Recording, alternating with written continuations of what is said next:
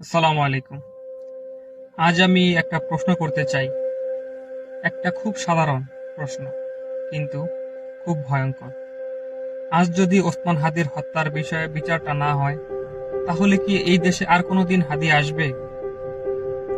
আমরা তো শুধু একজন মানুষকে হারাইনি, আমরা হারিয়েছি সাহস, হারিয়েছি সত্য বলার পক্ষের দাঁড়ানোর শক্তি, হারিয়েছি একটা প্রজন্মের অনুপ্রেরণা।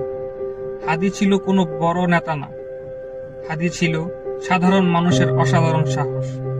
সে অন্যায়ের সামনে কখনো মাথা নত করেনি, সে চুপ থাকেনি, সে ভয়ে থেমে যায়নি। কিন্তু আজ হাদির রক্ত মাটিতে পড়ে আছে, আর আমরা চুপ।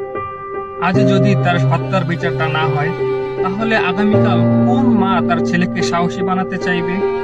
কোন মা চাইবে তার সন্তান অন্যায়ের বিরুদ্ধে দাঁড়াক, যদি সেই মা জানে শেষ পরিণতি হবে একটা লাশ আর একটা ফাইলবন্দি মামলা?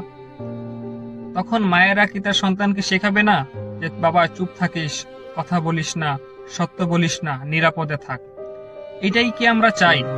আমরা কি এমন একটা দেশ চাই যেখানে সাহসী হওয়া অপরাধ আর নীরব থাকা বুদ্ধিমানের কাজ?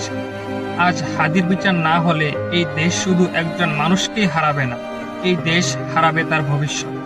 তাই আজও বলছি, কালও বলবো, ততদিন পর্যন্ত হাদি হত্যার বিচার না হবে, ঠিক ততদিনই বলে যাবে হাদি হত্যার বিচার বিচার চাই।